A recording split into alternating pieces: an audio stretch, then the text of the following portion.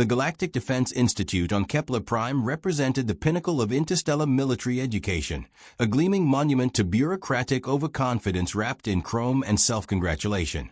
Its spires reached toward 3 different suns, each one casting shadows that somehow managed to look pretentious. Here, the galaxy's finest minds gathered to learn the art of warfare, threat assessment, and the delicate science of not accidentally starting diplomatic incidents while pointing weapons at things. Professor Zyx'thul adjusted his crystalline form behind the podium, light refracting through his translucent body in patterns that suggested either deep contemplation or mild indigestion. The morning's lecture hall buzzed with the particular energy of students who had stayed up too late studying and were now mainlining stimulants to appear alert. 57 cadets from 23 different species filled the tiered seating, their various appendages poised over data tablets, ready to absorb wisdom about identifying and neutralizing threats to galactic peace. What none of them realized, of course, was that the most dangerous predator in known space was sitting in the third row, quietly doodling geometric patterns in her notebook margin and wondering if the cafeteria would serve those little blue pastries again at lunch. Today, Professor Zyx'thul began, his voice carrying the authority of someone who had never actually seen combat, but had read extensively about it. We delve into perhaps the most critical subject in modern threat assessment, identifying and understanding human behavioral patterns. The holographic display behind him flickered to life, showing a 3-dimensional representation of a standard human male. The figure rotated slowly, as if being examined for purchase, while data streams cascaded down both sides of the image. Average height, 1.8 meters. Average weight, 80 kilograms. Average lethality, catastrophic. Humans, the professor continued, warming to his favorite subject, represent a unique challenge in galactic security. They are, by all conventional wisdom, utterly unremarkable. No natural armor, no venomous appendages, no electromagnetic manipulation abilities. Yet somehow, in the mere 3 centuries since first contact, they have managed to establish themselves as the single most militarily successful species in the known galaxy. A Zyx'thul cadet in the front row raised one of her forearms. Professor, how is that possible? They seem so fragile. Professor Zyx'thul's crystalline structure brightened with what might have been amusement. Ah, Cadet Vexnari, you have identified the central paradox of human behavior. They are indeed fragile, by most standards. A well-placed claw swipe could theoretically incapacitate one. Yet this apparent weakness masks a psychological profile so uniquely dangerous that the Galactic Council has classified detailed human behavioral analysis as Level 7 restricted information. In the third row, the human cadet, let us call her Cadet Chen, though that wasn't remotely her real name, nearly choked on her morning stimulant. Level 7? They had classified basic human psychology as Level 7. She had cousins back on Earth who weren't cleared for Level 7 information. The key to understanding human lethality, the professor explained, manipulating the hologram to highlight the human brain, lies in their neural architecture. Humans possess what xenopsychologists term adaptive aggression syndrome. Unlike most species, which display predictable threat responses, humans exhibit a disturbing tendency to become more dangerous when injured, cornered, or facing impossible odds. The hologram shifted to show a battlefield scenario. Human soldiers, vastly outnumbered, were somehow winning through what appeared to be sheer bloody-mindedness and an alarming disregard for personal safety. Note the tactical patterns. Professor Zyx'thul continued. Most rational species would retreat when facing 3-to-1 odds. Humans, inexplicably, tend to interpret such circumstances as exciting challenges. Military historians are still debating whether this represents evolved strategy or collective mental illness. Cadet Chen had to bite her lip to avoid laughing. Exciting challenges? During her last deployment with the Terran Special Operations Division, they had called 4-to-1 odds Tuesday. The professor was describing her last 3 missions as signs of species-wide psychological dysfunction. Furthermore, the professor said, now pacing in that way academics do when they sense their audience's attention beginning to wander, humans demonstrate unprecedented pack bonding behaviors. While most species form alliances based on genetic similarity or resource sharing, humans will apparently risk their lives for individuals they have known for minimal periods, sometimes based solely on shared hardship or common purpose. The hologram now showed human soldiers carrying wounded comrades through hostile terrain, displaying the kind of loyalty that made military planners across the galaxy break out in nervous sweats. This bonding extends beyond their own species, Professor Zyx'thul noted, his voice dropping to the tone usually reserved for discussing dangerous mental illnesses. Humans have been observed forming protective attachments to almost any life form, including species that would normally be considered prey, predator, or in some cases, lunch. There are documented cases of humans risking combat operations to rescue trapped civilians of species they had never encountered before. A Krillian cadet near the back raised a tentacle. Professor, surely that is tactically disadvantageous. Why would evolution favor such behavior? An excellent question, Cadet Morduck. The prevailing theory is that human evolution occurred under circumstances so consistently hostile that their ancestors developed what we might call crisis bonding as a survival mechanism. When your species evolved on a planet that was actively trying to kill you every moment of every day, apparently the logical response is to form unbreakable alliances with anything that isn't immediately attempting to eat you. Cadet Chen reflected on this assessment. Earth was trying to kill them? She supposed that was technically true. What with the hurricanes, earthquakes, volcanoes, poisonous animals, diseases, and that unfortunate period when their ancestors had to worry about being stepped on by creatures the size of buildings. Still, it seemed a bit dramatic when put that way. But perhaps most dangerous of all, Professor Zyx'thul continued, his crystalline form now pulsing with what his species displayed during moments of particular emphasis, is the human capacity for what they term creative problem-solving. When faced with obstacles, most species attempt to overcome them through application of superior force, advanced technology, or tactical maneuvering. Humans, disturbingly, tend to approach problems from directions that other species would never consider.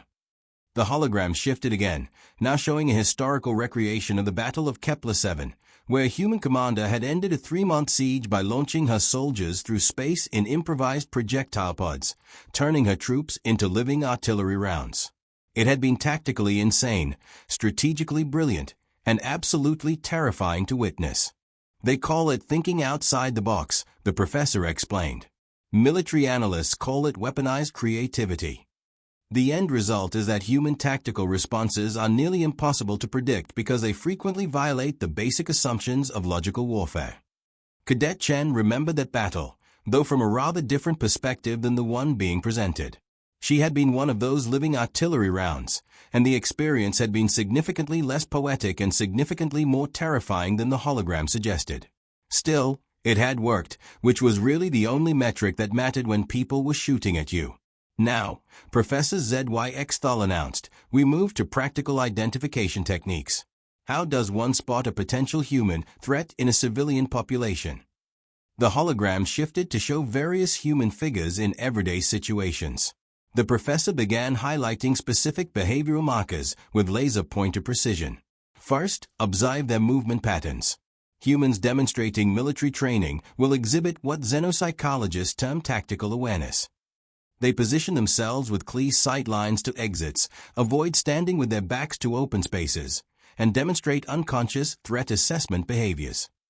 As he spoke, the hologram highlighted a human in a crowded marketplace who was indeed doing exactly these things.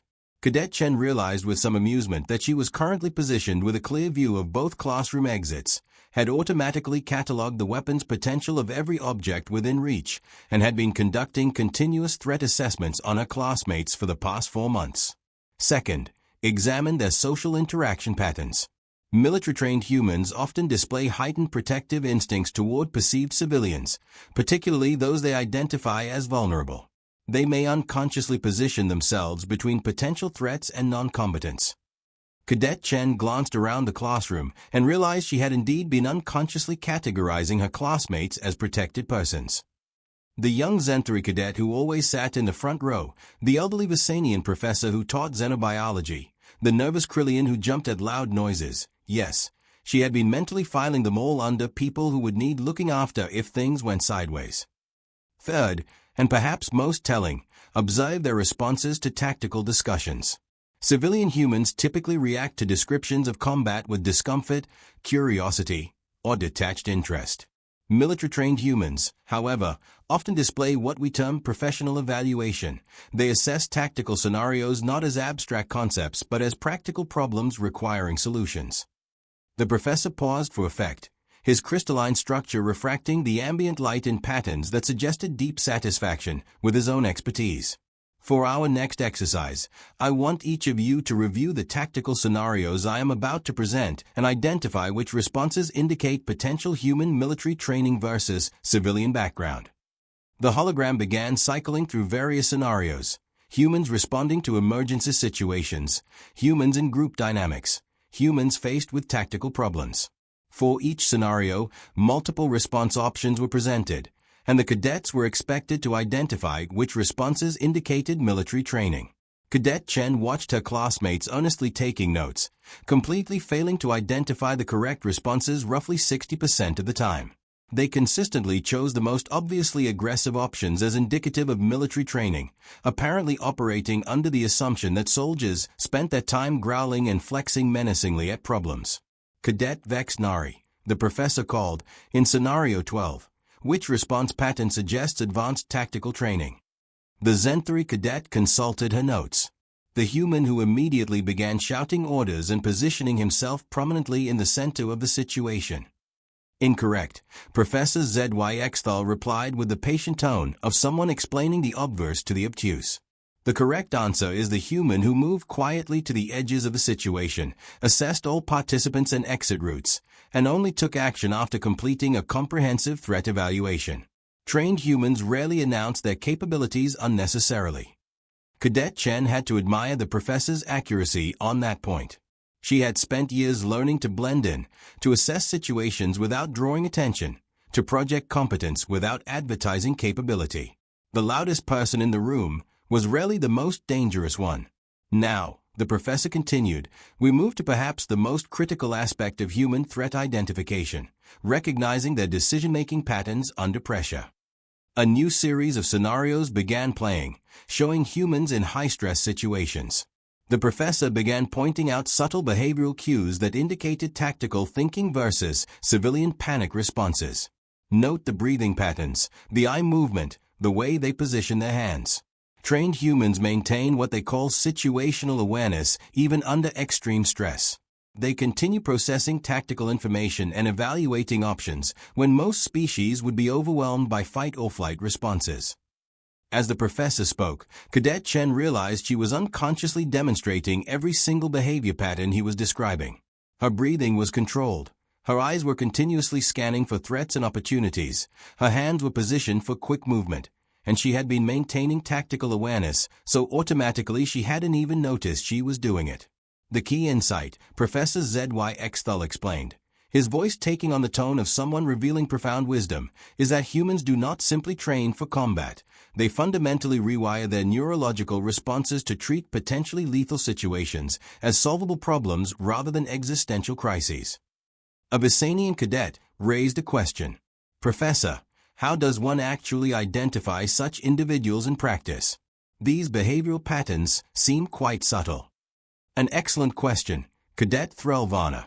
In practical terms, the most reliable identification method is direct observation during crisis scenarios.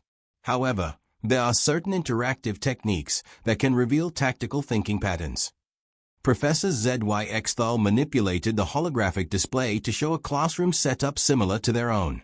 For instance, one might present a theoretical tactical problem and observe the responses. Civilian humans typically approach such problems abstractly, focusing on general principles or ethical considerations. Military-trained humans, however, tend to immediately begin asking specific questions about available resources, terrain features, enemy capabilities, and operational constraints. The professor paused, scanning the classroom with what might have been pride in his pedagogical approach. In fact, let us conduct a practical demonstration. I will present a tactical scenario, and we will observe how each of you approaches the problem. This will help you understand the difference between academic analysis and operational thinking. Cadet Chen felt a sudden spike of what humans called "oh shit" awareness. This was heading in a direction that was going to make her morning significantly more complicated. The scenario, Professor Zyx'thul announced, is as follows. A human military unit has occupied a fortified position on high ground.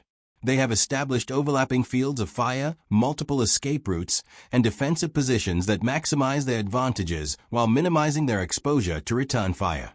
Your mission is to dislodge them with minimal casualties to your own forces. What is your approach? Hands shot up around the classroom. The professor began calling on cadets, who offered various responses ranging from overwhelming firepower to lengthy siege tactics to diplomatic negotiation.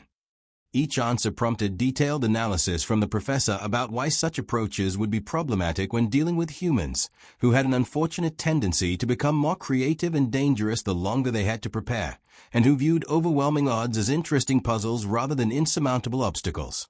The fundamental challenge, Professor Zyx'thul explained after rejecting the seventh consecutive suggestion, is that humans in defensive positions do not think like other species. They do not simply hold their ground and wait. They actively use preparation time to develop contingency plans, create new tactical options, and find ways to turn defensive positions into offensive opportunities. More hands went up. More suggestions were offered and systematically demolished by the professor's analysis of human tactical psychology. Remember, he continued, humans are the species that invented the concept of tactical withdrawal, which is essentially a method of retreating in such a way that your enemy wishes you had stayed and fought instead. They have turned every aspect of warfare, including losing, into a weapon. Cadet Chen was finding the analysis simultaneously flattering and concerning.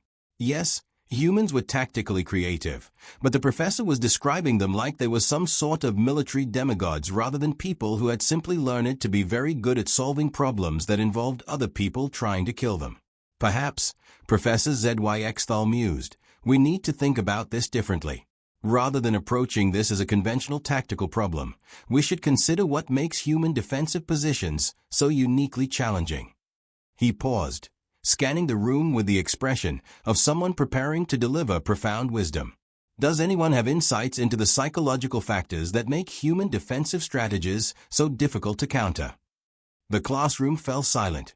Cadets glanced at each other, clearly struggling with a problem that existed outside their normal academic framework. Anyone? The professor prompted. What psychological advantages do humans possess in defensive scenarios? More silence. Cadet Chen could feel the weight of 56 pairs of eyes, or eye equivalents, waiting for someone to break the increasingly awkward quiet. She looked around the room at her classmates, all of whom were earnestly trying to analyze the tactical psychology of a species they had never actually interacted with, based on theoretical frameworks that were apparently classified at levels most of them would never be cleared for. The irony was overwhelming. Here was a room full of the galaxy's brightest military minds, spending months learning to identify and counter human tactics, while a human sat among them taking notes on their complete misunderstanding of human behavior. She thought about the past 4 months she had spent at the Institute. 4 months of listening to lectures about human pack bonding, while forming genuine friendships with her classmates.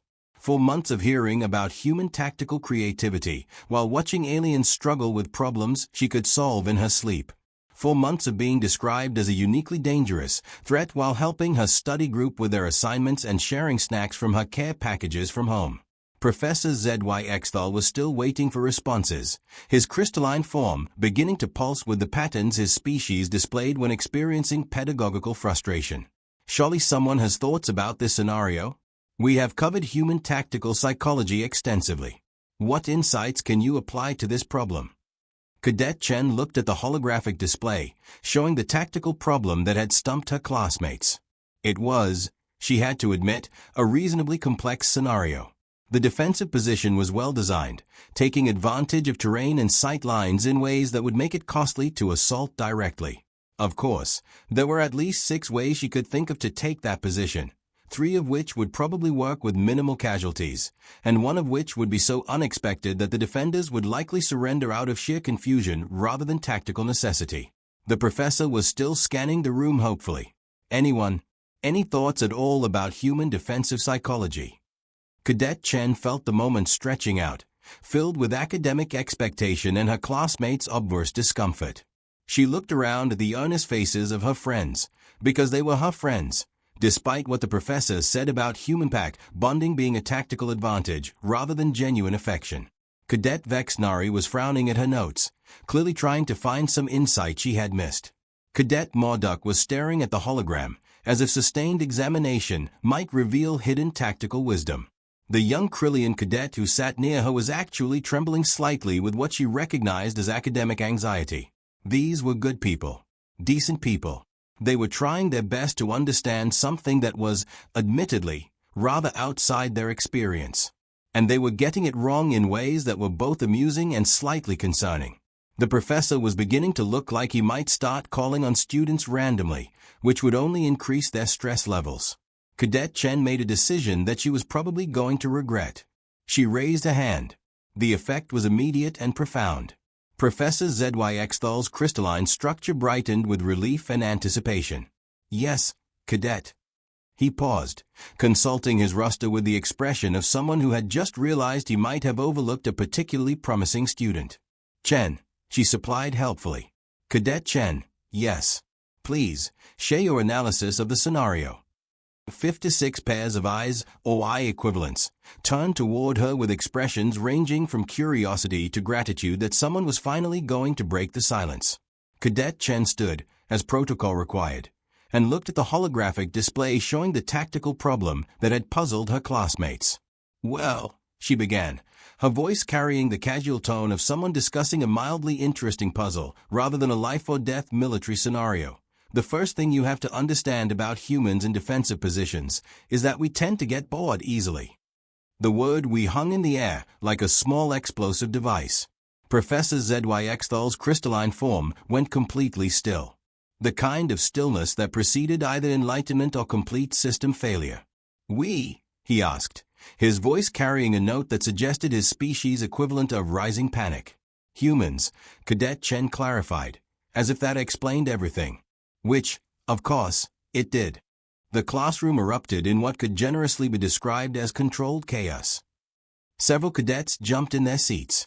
Others made sounds that probably translated as expressions of shock in their respective languages. The Krillian near her made a noise like a deflating balloon and slid under his desk. Professor Zyx'thul's crystalline structure began cycling through colors that definitely indicated system failure. You're a human," he managed. "Yes," Cadet Chen replied patiently. "I have been for quite some time now. Also, I've been attending your lectures for 4 months." The professor's form flickered through several more colors, settling on what appeared to be his species' equivalent of the blue screen of death. But our screening protocols, our security measures, our threat assessment procedures are apparently not as comprehensive as you might have hoped, Cadet Chen observed. Though in fairness, your basic analysis of human tactical psychology is reasonably accurate. You just tend to overcomplicate the applications. She gestured toward the holographic display, which was still showing the tactical problem that had stumped the class. For instance, this scenario. You're all thinking about it as if the humans in the defensive position are going to sit there and wait for you to figure out how to attack them. But humans don't really do passive defense. If we're holding a position, we're probably planning to use it as a base for offensive operations, or as bait for some kind of trap, or we've already identified 17 different ways to turn your attack into an opportunity for counterattack. Professor Zyx'thul made a sound that might have been his species' equivalent of whimpering. Also, Cadet Chen continued helpfully, you keep talking about human-pack bonding like it's some kind of tactical calculation, but it's really just that we're like people. I mean, look at this class. You've spent 4 months teaching us how dangerous and unpredictable humans are, and I've spent 4 months helping half of you with your assignments and sharing my snacks with the other half. She gestured toward her classmates, most of whom were staring at her with expressions that suggested they were recalculating everything they thought they knew about reality. Cadet Marduk, remember when you were struggling with the xenobiology coursework, and I spent 3 evenings explaining mammalian biochemistry to you? That wasn't tactical pack bonding. That was just being friendly. The Krillian cadet slowly emerged from under his desk, tentacles trembling. Vexnari, Chen continued, when you were homesick last month and I brought you those chocolate things from the human cuisine section of the cafeteria, that wasn't adaptive threat management, that was just noticing you looked sad and wanting to help. The Zyx'thul cadet made a sound that was probably her species' equivalent of nervous laughter. The thing is, Chen said, addressing the professor directly, your threat assessment isn't wrong, exactly. Humans can be dangerous. We are creative problem solvers, we do bond with other species, and we do tend to treat impossible situations as interesting challenges rather than reasons to give up. Professor Zyx'thul's crystalline form had stabilized into what was probably his species' version of fascinated horror. But, Chen continued, you're missing the most important point about human psychology. Which is, the professor managed. Chen smiled, an expression that probably looked quite different when viewed through the lens of potentially lethal predator species rather than helpful classmate who shared study notes. We really don't want to be threats. The reason humans are so good at warfare isn't because we like fighting, it's because we want fighting to stop. We're creative tacticians because we want conflicts to end quickly and decisively, with as few people getting hurt as possible. We bond with other species because we genuinely like diversity and interesting perspectives. She paused, looking around the classroom at her friends, and they were her friends, regardless of what the professor said about tactical psychology. The most dangerous thing about humans isn't that we're good at violence. It's that we're much better at friendship than most species expect. We don't want to conquer the galaxy, we want to be part of it.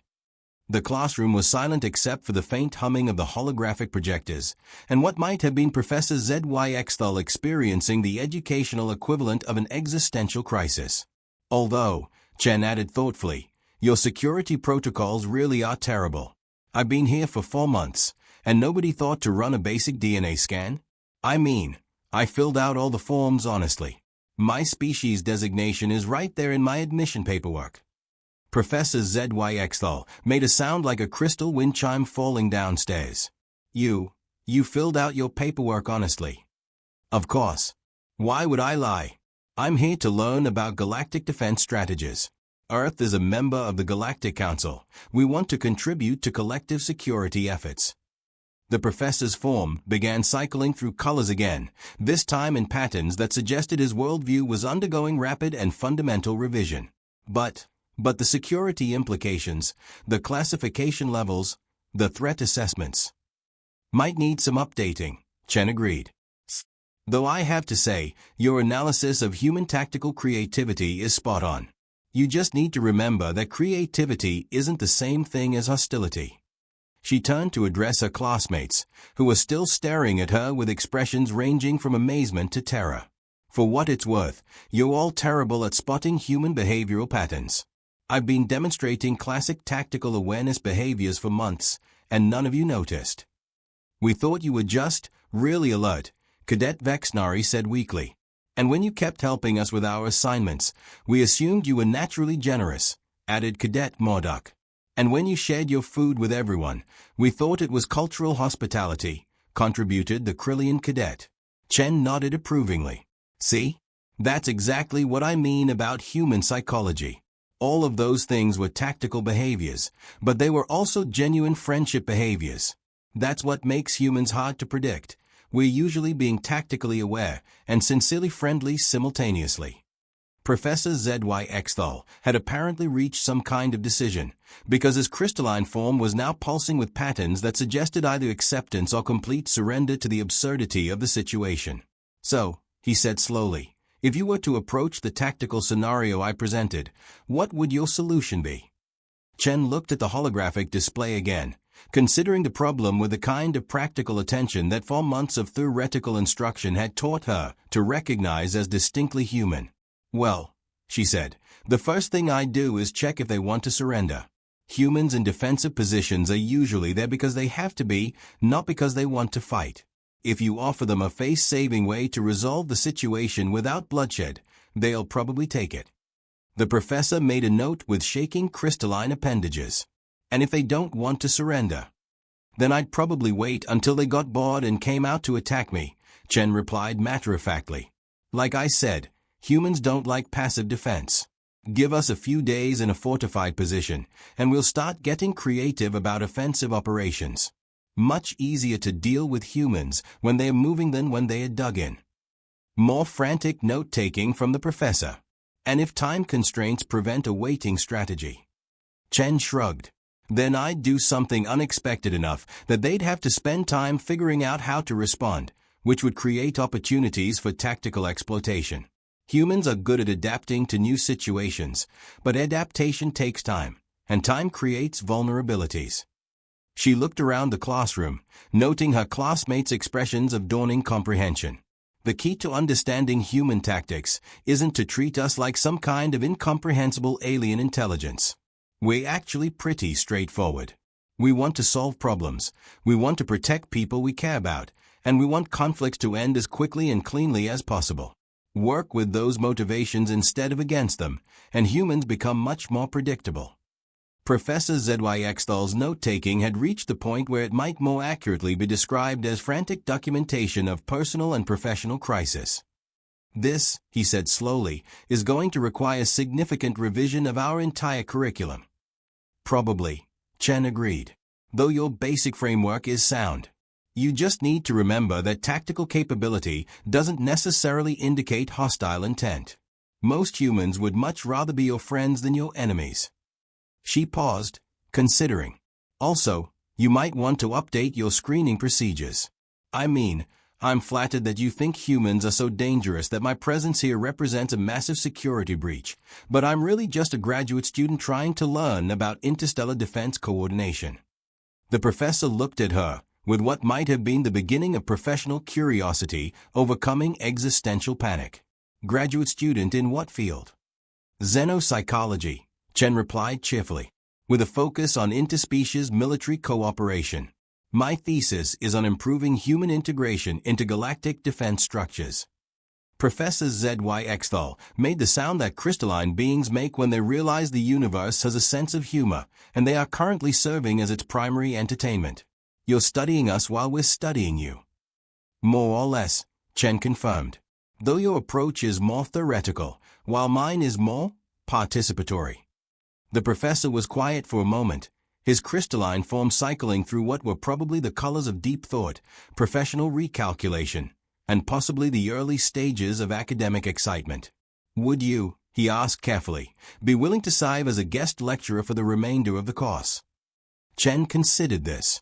On one hand, it would completely blow her cover for the participant-observer research she had been conducting. On the other hand, her classmates were never going to look at her the same way again anyway, and helping them understand human psychology from a primary source perspective would probably be more educational than continuing to pretend to take notes on their misconceptions. Sure, she said. Though I should probably mention that I'm not exactly a typical human. I am special operations qualified, so I might be a bit more tactically oriented than your average human civilian. Professor Zyx'thul's crystalline form went very, very still. Special operations qualified. Terran Defense Corps, Special Operations Division, Xenocontact Specialist, Chen confirmed. Which, now that I think about it, probably explains why I passed your screening procedures. Blending in with alien populations is literally what I'm trained to do. The professor made a sound like breaking glass. You're not just a human. You're a human special operations soldier. Well, yes, but I'm off duty, Chen said reasonably. I'm here as a graduate student, not as military personnel. Off duty, the professor repeated faintly. Academic sabbatical, technically. Though I suppose you could say I've been conducting unofficial reconnaissance on galactic military education standards. Professor Zyx'thul's form began flickering through colors at a rate that suggested either impending enlightenment or complete system failure. And your assessment of our educational standards. Chen looked around the classroom at her classmates, who were hanging on every word of this conversation with the fascination of people watching their understanding of reality undergo real-time revision. Honestly, pretty good, overall. Your theoretical framework for human psychology is remarkably accurate. You just need more practical application and maybe some input from actual humans. She paused, considering. Also, your screening procedures definitely need work, but I suspect you've already figured that out. The professor managed what might have been laughter, if crystalline beings could laugh, or possibly the sound of someone's worldview cracking under the weight of irony. Indeed, he managed. I believe this experience has been educational for all involved. Chen smiled, the expression carrying genuine warmth despite the tactical considerations that were probably still operating in the back of her mind. That's what education is for, right? Learning new things about the universe and our place in it. She looked around the classroom again, taking in the faces of her friends and fellow students. Besides, now you all have a much better understanding of practical human behavior patterns. For instance, the fact that I just spent 20 minutes explaining human psychology instead of, say, taking you all hostage or calling for backup, probably tells you something about how humans actually respond to unexpected social situations. Which is, asked Cadet Vexnari. We try to be helpful, Chen replied. Even when the situation is tactically disadvantageous, even when we're confused or surprised, even when we're not sure what's going to happen next. We try to solve problems and help people understand each other. Professor Zyx'thul had apparently processed the full implications of the morning's revelations, because his crystalline form was now pulsing with patterns that suggested acceptance, professional curiosity, and possibly the early stages of planning a complete curriculum revision. Well, he said, I believe we have all learned something today about the gap between theoretical knowledge and practical experience. He looked directly at Chen, his expression carrying what might have been respect, academic interest, and a healthy dose of amused bewilderment. Cadet Chen, would you be available tomorrow to begin our revised curriculum with a lecture on practical human psychology, a primary source perspective? Chen considered this, mentally reviewing her class schedule, her thesis timeline, and the probability that her presence here was going to generate a truly impressive amount of paperwork for various bureaucratic entities. Absolutely, she said. Though I should probably warn you that once word gets out that you've got an actual human teaching human psychology, you're going to have requests from every xenopsychology department in the galaxy. Professor Zyx'thul's crystalline form brightened with what was unmistakably academic ambition. I certainly hope so, he said.